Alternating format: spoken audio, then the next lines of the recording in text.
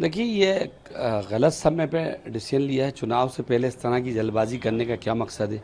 और ऑलरेडी एक सीए का कानून था और उसमें क्या ऐसा अर्जेंसी आ गई थी, क्यों इस तरह करा? सब समझ रहे हैं ये एक सिर्फ नफरत और ध्रुवीकरण और चुनावी एजेंडा बनाना एक उनका मकसद है, क्योंकि अपने मूलभूत जो जनता की मांगे थी वो उसको पूरी नहीं कर सके, तो सीए लाकर उसकी बिना पर ये चुनाव जीतना चाहते हैं।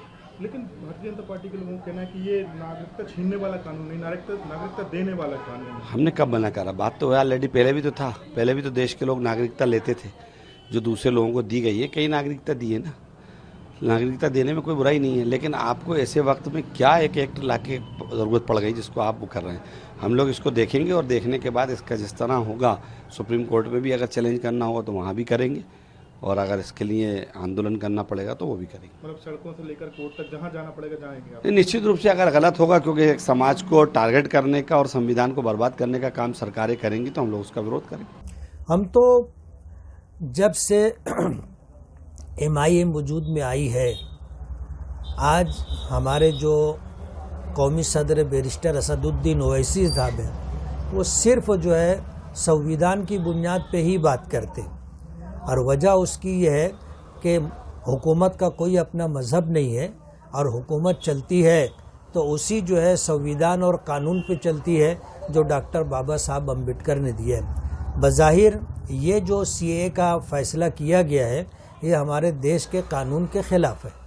ये अब क्या है, कोर्ट में जाने का फ़ैसला तो पार्टी के ज़िम्मेदारान करेंगे, और हुकूमत ने जो है रमज़ानुल मुबारक देख करके उन्होंने ऐसा फ़ैसला लागू किया कि आज जो है चांद रात है, चांद दिखा है, पहली तरावी हुई है, कल से पूरे हिंदुस्तान के अंदर मुसलमान रोज़े से रहेंगे, और रमज़ानुल मुबारक के अंदर अगर कोई सियासी तहरीक शुरू भी की जाए तो लोग उसमें शरीक नहीं होते, इबादतों में लगे रहते हैं। और इसी को देख करके सरकार ने इस तरह का फ़ैसला लिया है कि जब ये कानून लागू किया जाएगा तो कहीं से भी एहतिजाज नहीं हो पाएगा।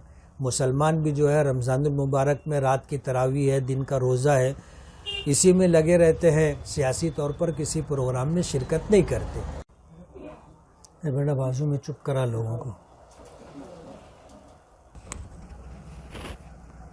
बदकिस्मती से हिंदुस्तान में आज जिन लोगों की हुकूमत है, जिस सियासी पार्टी की, वो सब RSS के परवरदा हैं, और आज उनका इक़्तिदार देश के लिए अच्छा नहीं।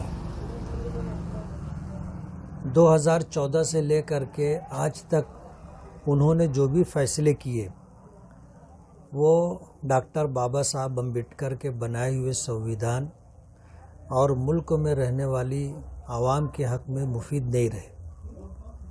हिंदुस्तान एक सेकुलर और जमहूरी मुल्क है, और यहाँ जो भी हुकूमत होती है वो मजहबी हुकूमत नहीं होती,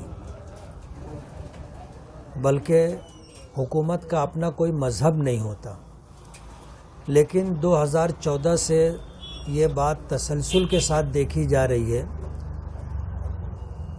कि हुकूमत मज़हब की बुनियाद पर फ़ैसला कर रही है। उसकी एक मिसाल ये CAA भी है। अब जाहिर बात है कि हमारे देश में आने वाले जो लोग होते हैं उनमें जो मज़लूम और सताए हुए लोग हैं वो मुसलमान भी हो सकते हैं।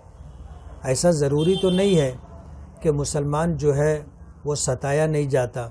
आज अपने देश के अंदर सबसे ज़्यादा मुसलमान ही सताया जा रहा है, और यही हाल पड़ोस के मुल्कों में भी है कि वहाँ पर भी जो है, चाहे सियासी बुनियादों पर कहो या इलाकाई बुनियादों पर कहो या समाजी बुनियादों पर कहो, सताए जाने वाले लोगों में मुसलमान भी शामिल है।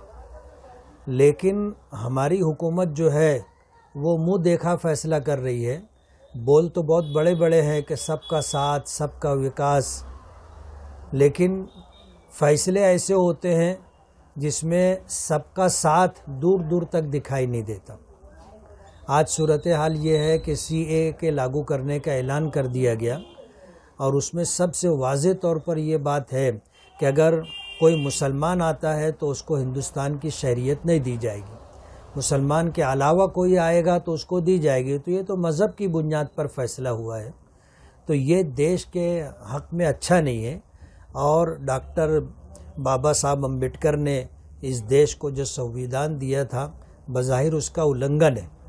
इसलिए हम तो सरकार से ये कहेंगे कि अगर आपको जो है हमदर्दी है और इंसानियत की बुनियाद पर आप ये फ़ैसला कर रहे हैं, तो फिर कोई भी अगर ऐसा शख्स आता है जिसके साथ उसके देश में अन्याय हो रहा है, तो उसको आपको हिंदुस्तान की शहरियत देनी चाहिए। और अगर आप ऐसा नहीं करते हैं तो इसका मतलब ये है आप इंसानियत कहो या हमदर्दी कहो, इसका जो है सिर्फ झूठा दावा है और दिखावा है। असल में तो ये है कि आप मज़हब की बुनियाद पर फैसला कर रहे हो, रिलीजियस की बुनियाद पर आप ये फैसला कर रहे हो, जो देश के हित में अच्छा नहीं है।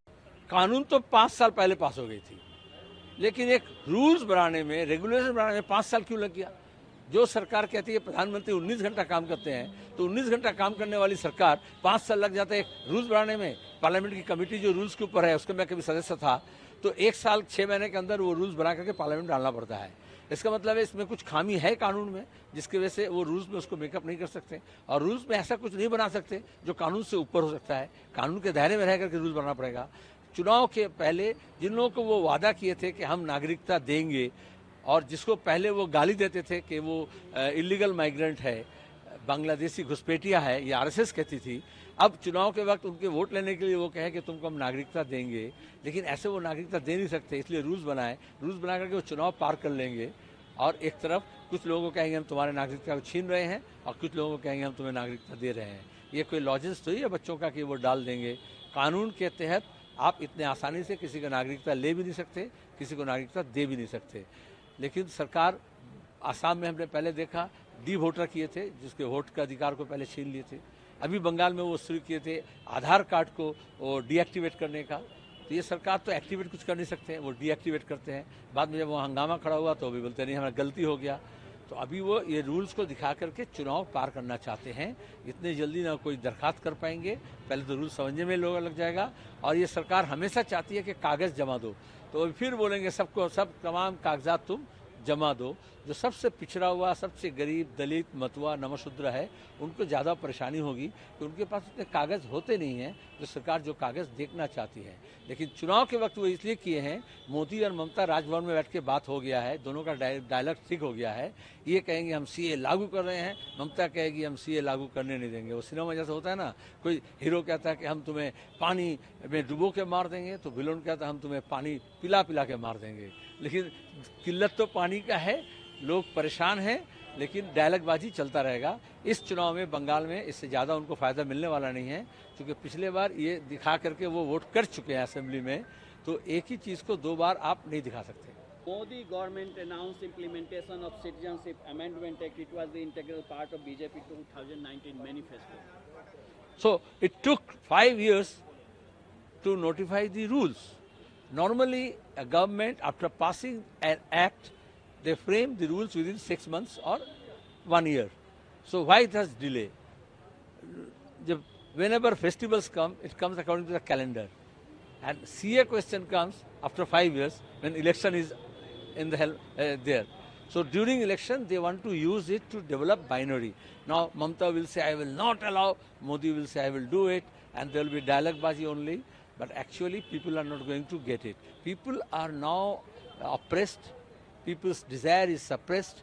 Their demands for job, education, the problem of price rise is not being addressed.